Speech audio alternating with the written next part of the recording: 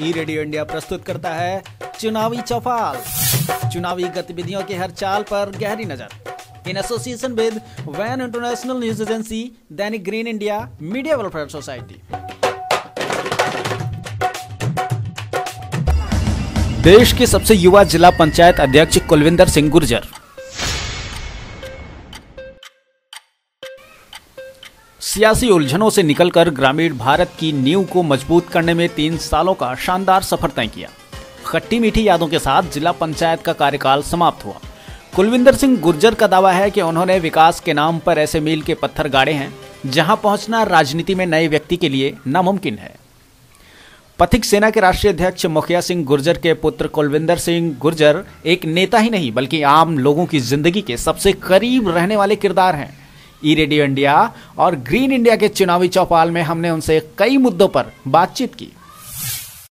दैनिक green India और ई radio India की इस सियासी मुहिम में आप सभी लोगों को वो तमाम जानकारियां मिलेंगी जो ग्रामीण लेवल पर मजबूत भारत के निर्माण में ज़रूरी हैं। जिला पंचायत अध्यक्ष कुलविंदर गुर्जर जी हमारे साथ हैं। सबसे पहला सवाल जो मेरा होगा वो यही होगा कि मजबूत भारत के निर्माण में जो ग्रामीण की जिम्मेदारी होती है, ग्रामीण भारत को मजबूत बनाने की जिम्मेदारी होती है, उसमें कितना खरा उतरे हैं आप? बिल्कुल आपकी सही बात है। ग्रामीण को मजबूत करना, इस देश को मजबूत करने में अपना आप एक बहुत बड़ा योगदान हो जाएगा। और इसके लिए हमने ये प्रयास करा कि जो हमारा कार्यकाल रहा उसमें जो लगभग 112 करोड़ की धनराशि हमें प्राप्त हुई, वो हमने संपूर्ण धनराशि को देहात को विकास करने में समर्पित की। और हमने अपने गाँवों को, जितने मुख्य मार्ग थे, सबको एक दूसरे से जोड़ने का काम किया ताकि हमारे ग्रामीण क्षेत्र में विकास हो सके। वहाँ सड़कें मजबूत होंगी, आवाजाही होगी और उनके लिए जो रोज़गार के कुछ काम होंगे तो वो बढ़ सकें। तो इसलिए हमने उसमें अपना योगदान देने का काम किया। अगर बात की जाए आपके जिला पंचायत अध्यक्ष की कुर्सी संभालने से पूर्व की और वर्तमान स्थिति के, दोनों को कंपैरिजन करते हैं तो वो कौन सी 5 ऐसी बड़ी चीज़ें हैं जो आपके कार्यकाल में आने से पहले थीं और उनका निदान अब हो चुका है? पहले ये रहा कि जो जितने वार्ड थे उनमें बराबर का काम नहीं हो सका।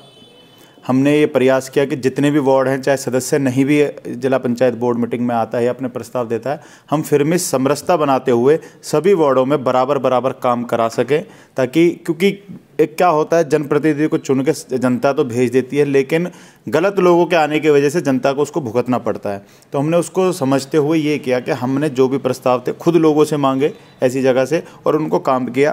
पहले बोर्ड में ये था कि सदस्यों का सम्मान नहीं था, उनकी बात नहीं सुनी जाती थी। हमने अपने सभी सदस्यों को एक बराबर मानते हुए सबको उनकी बराबर बात सुनी, जो उनके प्रस्ताव थे उन पे काम किया और सबका मान सम्मान रखा।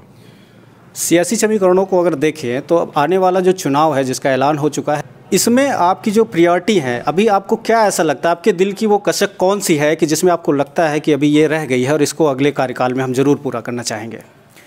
कुछ रही, जैसे कि मेरा मन था कि नौचंदी स्थित जो जिला पंचायत की भूमि है वहाँ पर, क्योंकि मेरठ ज़िला पूरे देश के लिए एक शान का ज़िला है, एक जगह है, हमारी ऐतिहासिक धरोहर है इस देश की।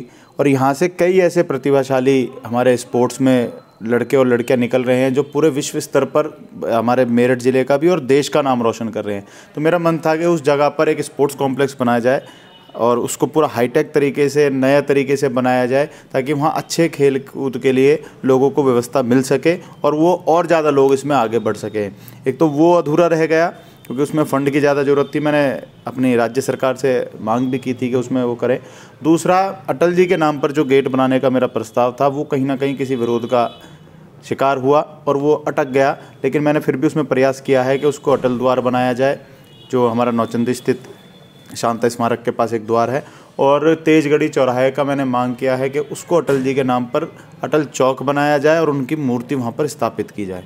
और केसरगंज में क्योंकि जगह हमारी कब्जा होती रहती है तो उसको मैंने खाली कराया था, तो मैंने उसका प्रस्ताव रखा कि वहाँ जिला पंचायत का एक कॉम्प्लेक्स बने ताकि वहाँ जिला पंचायत की आय बढ़ सके और लोगों को वहाँ पर रोज़गार करने की जगह मिल सके। नौचंदी स्थित जहाँ मेला है, होता है हर साल हमारा ऐतिहासिक मेला, उसका मैंने ये प्रस्ताव रखा था कि उसको दिल्ली हाट की तर्ज पर हम विकसित कर सकें, ताकि वो, क्योंकि 2 महीने ही उपयोग में आती है वो जगह और बाकी पूरे साल वो खाली रहती है। तो मेरा मानना ये था कि उसको अगर हम विकसित कर देंगे, उन दुकानों को पक्का बना दे, सड़कों को अच्छे से बना दे और उसकी बाउंड्री हो जाए, और जो वहाँ पर पटेल मंडप है अगर उसको हम नए तरीके से बना दे, तो उतना बड़ा ऑडिटोरियम पूरे मेरठ ज़िले में नहीं होगा और लोगों को एक जगह मिलेगी रोजगार करने के लिए। भारत जो है, चूँकि भारत का जो ज़्यादातर लोग जो है ग्रामीण क्षेत्र में रहते हैं और ग्रामीण ही इस भारत की आधारशिला है। ग्रामीण भारत की भी बात करें, उसमें खासकर युवाओं का बहुत योगदान रहता है। युवाओं को लेकर के आपने कौन से ऐसे काम किए हैं जिनसे युवाओं को लगे कि वो उन्हें आपसे जुड़ना चाहिए? मैंने प्रयास ये किया कि मैं खेलो इंडिया का जब उसमें मीटिंग में चेयरपर्सन रहा, तो खेलो इंडिया के माध्यम से लगभग 10-12 करोड़ की लागत से मैंने एक पांचली खुर्द में एक प्रस्ताव पास किया स्टेडियम बनाने का, और उसमें अभी काम चल रहा है और मैं उसमें कामयाब भी रहा। वो काम चालू हो चुका है, वहाँ स्टेडियम बनाया जा रहा है। मैंने एक मांग और की थी कि क्योंकि युवा हमारा सड़कों पे दौड़ लगाता है, कहीं ना कहीं वो दुर्घटना भी उनके साथ कुछ हो सकती है जब कोई वाहन चलते हैं, और वो अपनी दौड़ लगाना, खेल कूद का, तो मैंने एक ये रखा था कि पंचायत स्तर पर एक मिनी स्टेडियम का प्रस्ताव के राज्य सरकार को दिया था कि वहाँ पर मिनी स्टेडियम बनाने का पंचायत स्तर पे काम करे, ताकि लोगों को खेलने की जगह मिल सके और उनकी सेफ्टी भी बनी रहे। और अगर वो पंचायत स्तर पे नहीं हो सकती तो उसको ये ब्लॉक स्तर पर ले आए और ब्लॉक स्तर पर एक अच्छे स्टेडियम का जगह दें और उसको वहाँ बनवाने का काम करें। चलिए, ये तो रही बात पिछले जो आपने काम किए हैं और जो करना चाहते हैं वो। अब बात कर लेते हैं आने वाले त्रिस्तरीय पंचायत चुनाव की, जिसमें तमाम लोग अपनी भाग्य का आजमाइश करेंगे, तमाम लोग इसमें खड़े होंगे चुनाव में, इलेक्शन में। आप किन किन बिंदुओं को लेकर इस बार आ रहे हैं?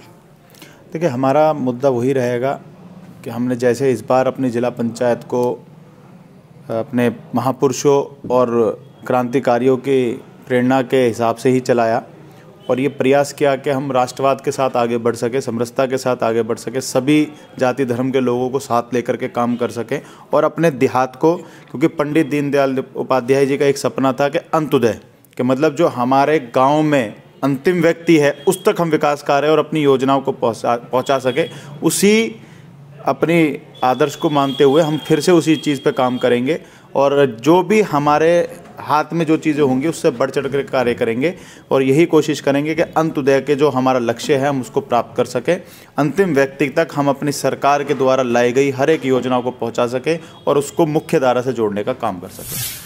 बहुत बहुत शुक्रिया आपका रेडियो इंडिया और ग्रीन इंडिया के इस विशेष मुहिम से जुड़ने के लिए। उम्मीद करता हूं कि आने वाले समय में युवाओं के लिए बेहतर कल की एक नया सवेरा आएगा, युवाओं के लिए एक बेहतर कल होगा और आने वाले वक्त में उन लोगों की जो एक मानसिक जो अवधारणा है उसके अकॉर्डिंग एक नए भारत का निर्माण हो सकेगा। वीडियो जर्नलिस्ट नितिन कुमार के साथ Trinath Mishra, radio India Meerut. Radio India प्रस्तुत करता है चुनावी चौपाल, चुनावी गतिविधियों की हर चाल पर गहरी नजर, in association with WAN International News Agency, Dainik green India, media welfare society.